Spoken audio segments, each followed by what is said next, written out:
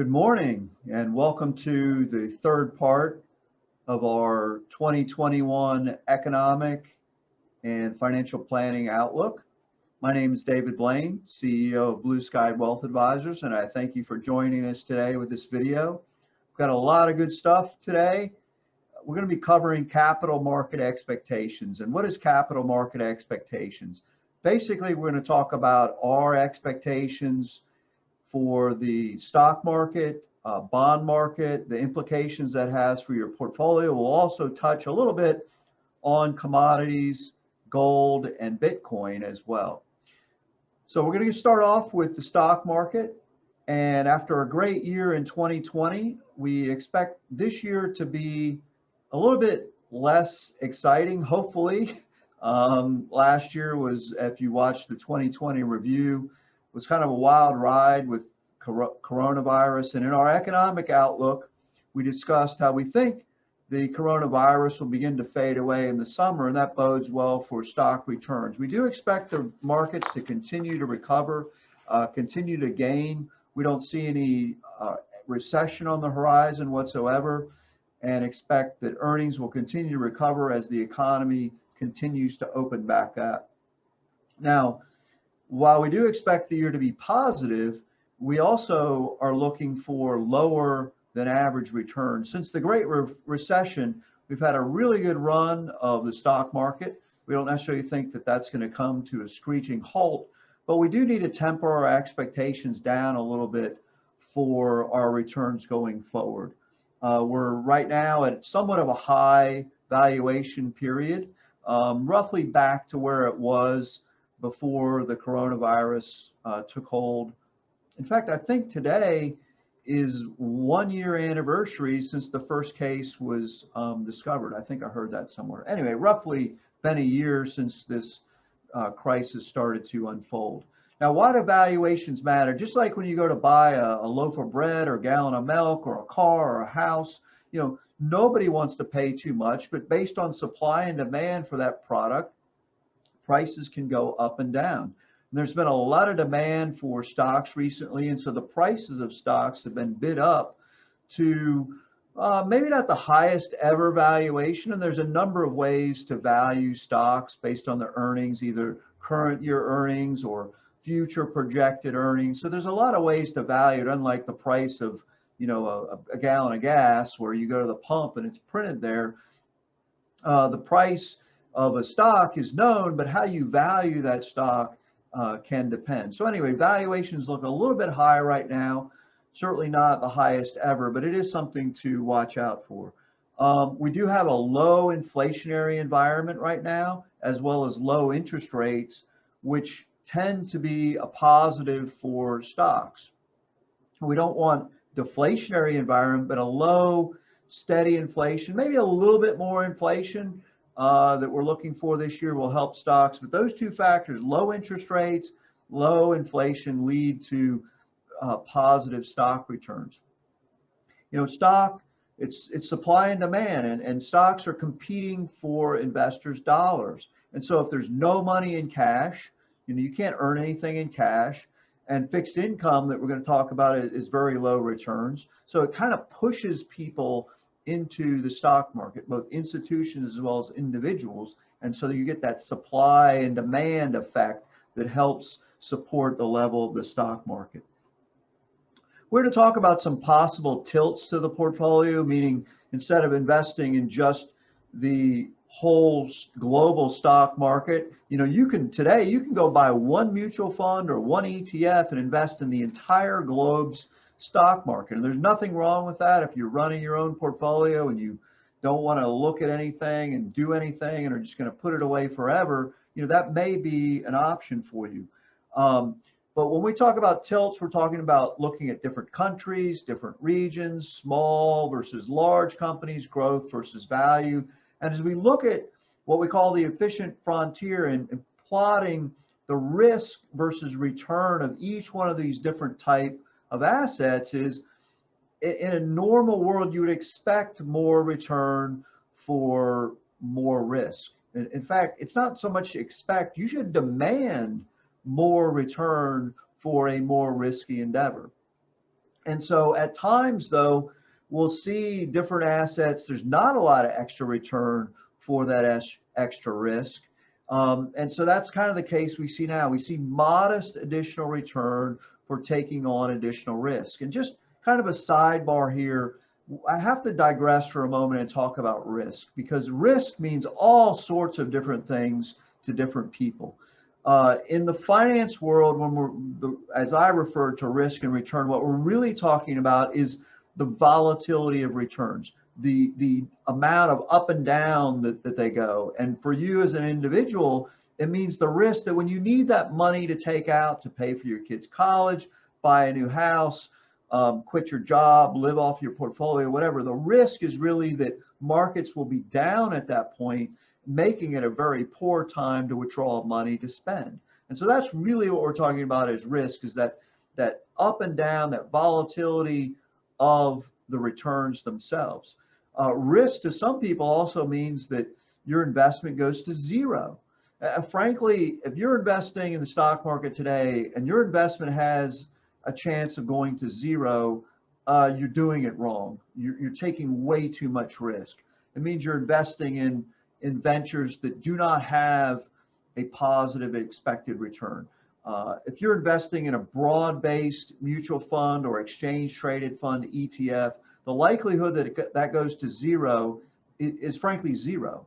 If it does go to zero, if it becomes completely worthless, if the United States goes out of business, the world collapses, your investments aren't going to matter for anything anyway. We don't think that's a likely scenario. In fact, if you look historically, there are companies in existence today that were in existence before World War II in Germany and Japan, the countries that lost. There are still companies that are in existence today. So we think that likelihood is very low. And so for us, risk is just the fact that your portfolio may or may not be at a point where we want to take money out of it when you need the money. But the likelihood that it goes to zero, if you're investing anywhere near in a rational manner, that likelihood is zero. Okay, so bottom line, we expect global stock returns to be in the 5 to maybe 7% range over the next 7 to 10 years. I like 7 to 10 years. The 1 year, 2 year, 3 year, way too short of a time. Even out to 5 years, markets, economies, they change very rapidly. And it's almost impossible to predict those type of returns. Longer than that, the same thing. As you get out into 15, 20, 30 years. I mean, can you imagine this is, 2020. Remember 1999 and the year 2000, for those of you that were around then or investing, the whole world was going to come to an end because of the Y2K. You remember Y2K? So we don't know what the Y2K will be 20 years from now. I can assure you that the world will be different than it is, and it becomes very difficult to estimate those long-term stock returns other than looking historically at what that average is. But certainly for the next 7 to 10 years, things become a little bit more predictable.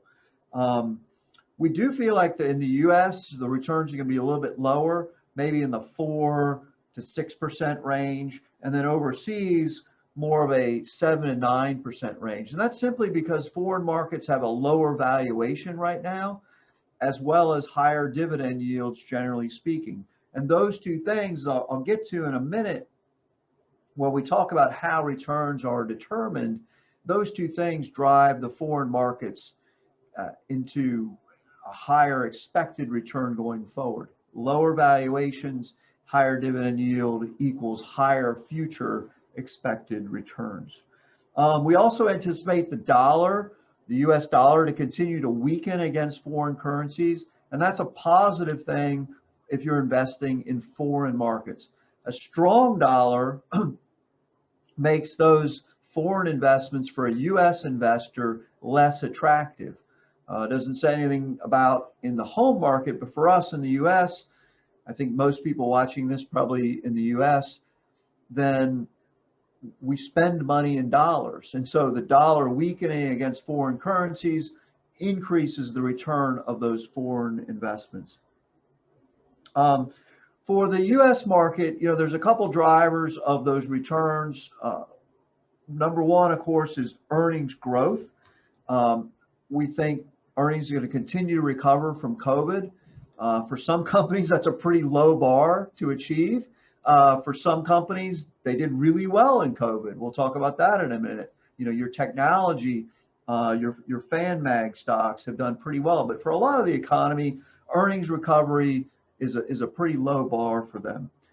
Number two theme that we see this year is what we call price to earnings compression. And that's the valuation measure. When you buy a company for, let's say you spend $100 for a share of stock, what you're doing is you're buying the earnings of that company projected into the future. And so if that company has $2 of earnings, you're betting that it's going to grow, and you're paying $100 for $2 of earnings. That is a high valuation versus a company where you're paying $100 for $25 worth of earnings.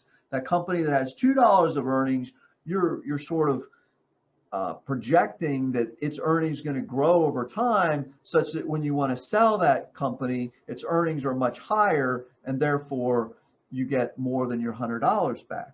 So that ratio between the earnings and the price is called the price to earnings ratio. And at times it gets really stretched, and at other times it compresses. And we think this year we'll see some compression in that valuation. Expansion in the valuation gives you higher returns. Compression in that valuation leads to lower stock returns. So positive on the earnings growth, negative on the valuation compression.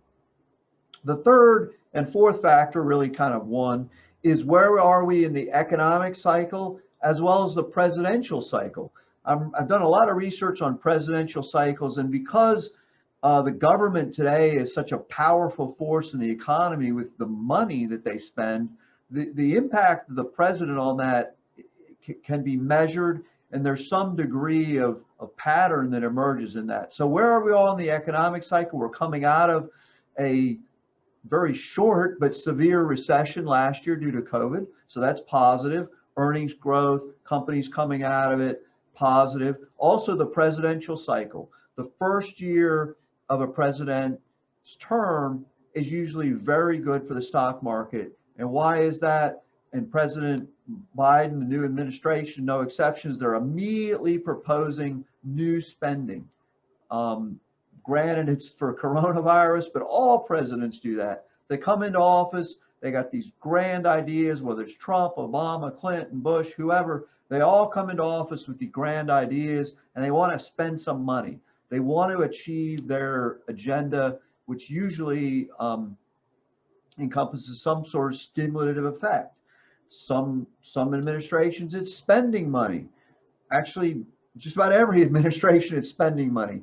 But some administrations also want to cut taxes, which is stimulative as well. But in any event, whichever group it is, they want to come in and they want to stimulate the economy and show what a great job they're going to do. So those two factors point to an up stock market.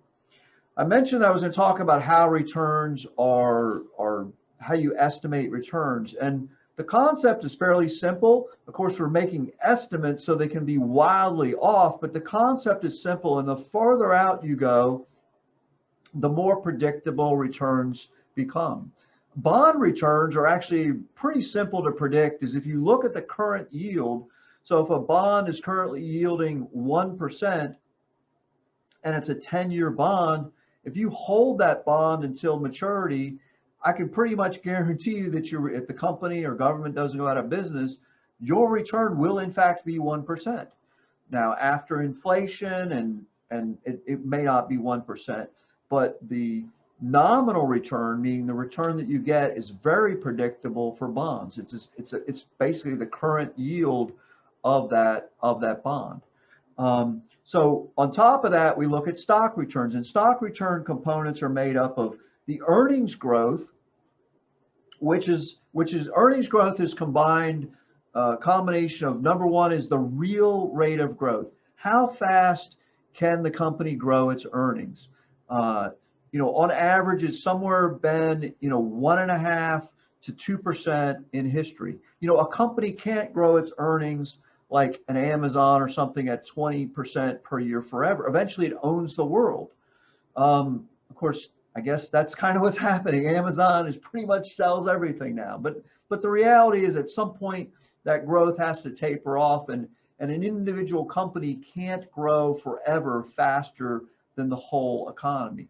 So you add that real earnings growth rate to the inflation rate, and you get your total earnings growth rate. So if earnings are growing at 5% this year, that's a combination of, let's say, 2% real growth and 3% inflation, or maybe it's 3% real growth and 2% inflation. But whatever, you come up with an earnings growth rate.